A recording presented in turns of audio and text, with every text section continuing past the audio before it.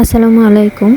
চাকরির প্রস্তুতি নেওয়ার সময় আমরা অনেকেই ভাবি একটা সুন্দর পড়ার টেবিল থাকবে, নির্দিষ্ট একটা রুটিন থাকবে, তারপর প্রতিদিন মন দিয়ে পড়ব।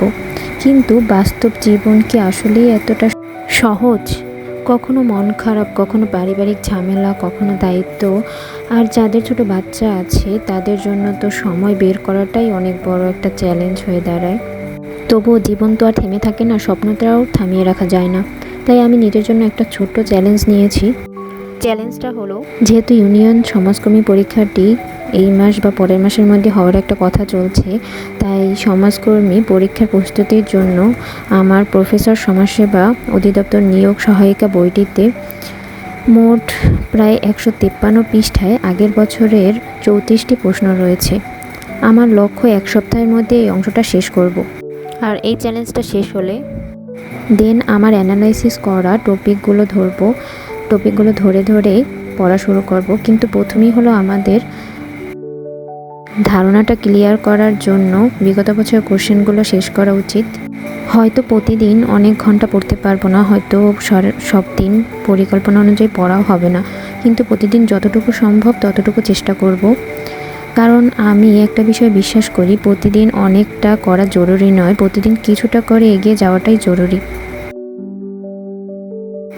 আমাদের প্রস্তুতিতে আমাদের সবচেয়ে বড় প্রতিপক্ষ অনেক সময় কঠিন কোনো সাবজেক্ট না, আমাদের নিজের হতাশা, ভয় আর আমি পারবো তো, এই চিন্তাগুলো। কিন্তু মনে রাখতে হবে, আমাদের পরিস্থিতি হয়তো পারফেক্ট নয়, আপনার সময় হয়তো কম, আপনার দায়িত্ব হয়তো অনেক বেশি, তবুও আপনি চেষ্টা করছেন, এটাই আপনার সবচেয়ে বড় শক্তি। যখন পড়তে পড়তে ক্লান্তি আসে বা চোখে ঘুম ঘুম আসে, তখন একটু চা খেয়ে নেই রিফ্রেশমেন্টের জন্য। যদিও যাদের বাচ্চা আছে তাদের আসলে ক্লান্ত হওয়ার সময়ই হয় না, পড়তে বসলে অনেকবার পড়ার সেশন রেখে উঠতে হয়, আবার পড়ার জন্য বসতে হয়। বিশেষ করে যাদের ছোট্ট বাচ্চা আছে তারা জানেন একটা আনইন্টারাপ্টেড স্টাডি সেশন পাওয়া কতটা কঠিন। তাই আমাদের হয়তো অন্যদের মতো 8-10 ঘন্টা পড়া সম্ভব হবে না, কিন্তু 2 ঘন্টা যদি হয় 2 ঘন্টাই হোক, 1 ঘন্টা হলে 1 ঘন্টা হোক, এমনকি কোনো দিন যদি 30 মিনিটও হয় 30 মিনিটও পড়া উচিত, যাতে ছোট ছোট এফোর্টগুলোই একদিন বড় একটা রেজাল্ট তৈরি করে। তাই এই সপ্তাহে চ্যালেঞ্জ শুধু একটা বই শেষ করার চ্যালেঞ্জ নয়, এটি নিজের কাছে দেওয়া একটা প্রমিস।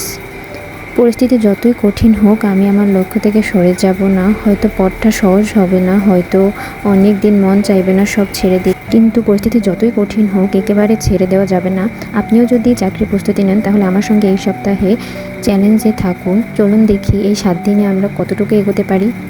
সমাজসেবা অধিদপ্তরের জন্য আমার অ্যানালাইসিস করা কিছু সাজেশন, যেটা এই চ্যালেঞ্জের পরে ইনশাল্লাহ শেষ করব।